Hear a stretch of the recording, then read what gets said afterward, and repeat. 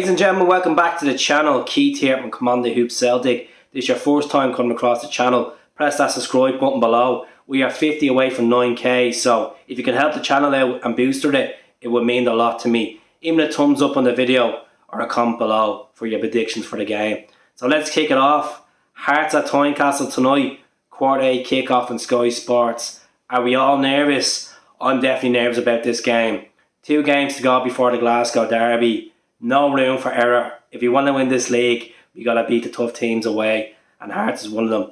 The allocation for Celtic fans have been cut from 3,000 down to 1,000, which is scandalous behaviour. But you got to look from a Hearts perspective.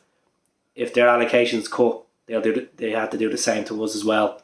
So we've been hit with a couple of injuries going into this game tonight. Hearts are on a roll at the moment. The last time they were beaten was against Rangers back in December.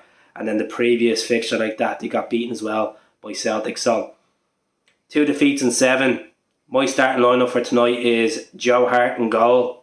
He has to play, he has to be the captain. He has to guide the team. No dodgy balls passed back to him because I don't feel comfortable, especially conceding a goal like that with a player pressing on him. It'd be horrible to give away.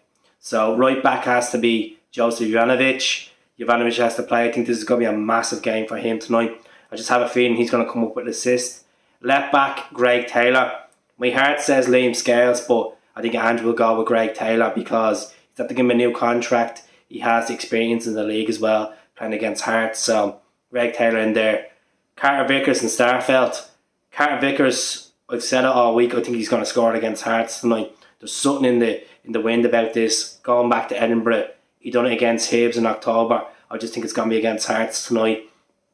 Starfelt, people are still out, and I think we need to let him settle. I think we need to lay off Starfelt. An aerial threat, he's brilliant. I just think he needs that goal. That goal just to give him the confidence, but I think he'd be okay tonight. I have no doubts about Starfelt. I think he's going to be quite comfortable. Some people might say, Jesus Keats, you're expecting a lot, but I really am confident that he'll come to his game tonight. Very similar to what he done against Hibs last week in the league. So defensive midfield, Near Beaton has to play. I wouldn't play Sorrow. I definitely don't want to feel comfortable with McCarthy. I don't think McCarthy has a 90-minute in him. So you could bring him off the bench, switch it around, but Beaton in there, I think Beaton be a crucial part tonight. He scored there in the past as well, so Beaton in there. Matt O'Reilly will play. I just have a feeling he will play. And the reason why I'm going to go with this because the amount of injuries we have in midfield. Rodgers is on international duty. Turnbull's still out.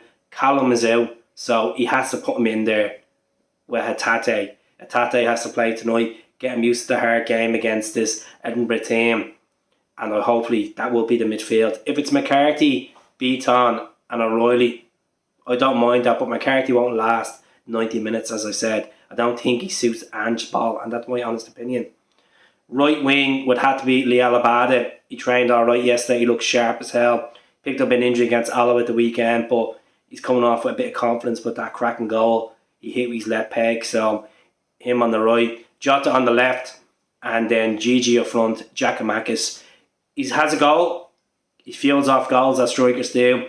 He has to play a big time. I fancy him. I'm gonna go 2-1. I'm gonna fancy Cameron Vickers. I'm gonna fancy Matt O'Reilly in his debut. I think Hatate will dominate the ball, take a lot of it. I'm just worried that we're gonna get more injuries, and that can happen in any game. So 2-1. We should have enough on the bench as well to come on and make a difference as well. So the only thing is we're missing Maeda, missing Kyogo, as I said.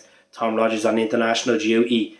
Callum's out. So it's up to Joe Hart to push that team up. People might say Julian to start, but I don't think he's probably ready yet. So Julian can come off the bench, give him a couple of minutes, even against Dundee as well. And then we'll talk about the derby game. Folks, I don't want to give predictions about this derby match until next week.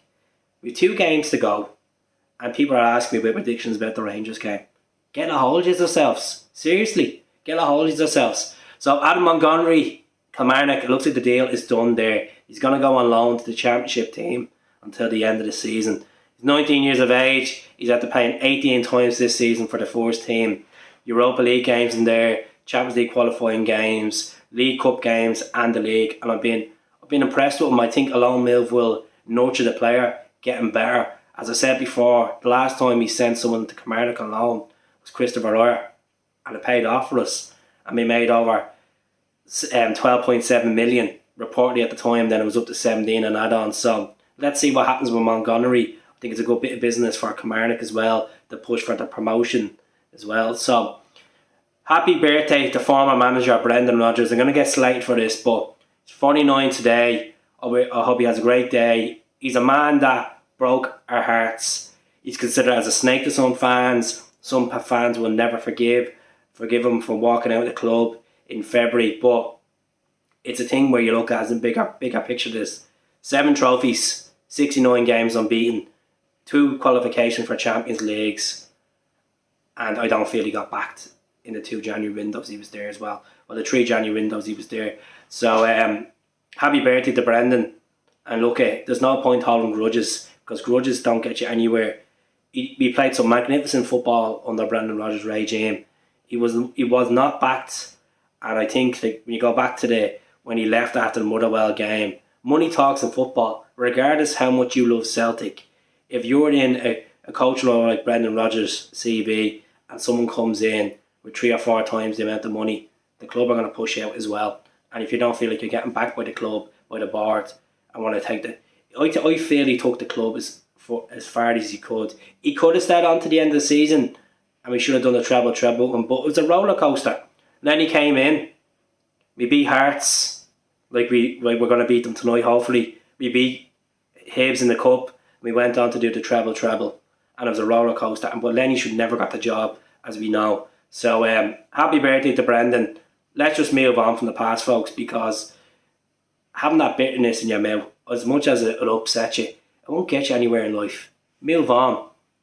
Decisions like this happens in football all the time. Man just jump ship and go to other clubs. There's no point hating people for it. He still talks good about Celtic, and I know for a fact he regrets doing it. You know, as much as Leicester are a big club and they won the Premier League a few years back, but there's nothing like Celtic Football Club. But money talks in football, unfortunately. So 2-1 tonight. I'll speak to you all soon. I'll be doing a match post-match reaction after this and after the game, and might do a live one as well. So take care, all the best. Hell.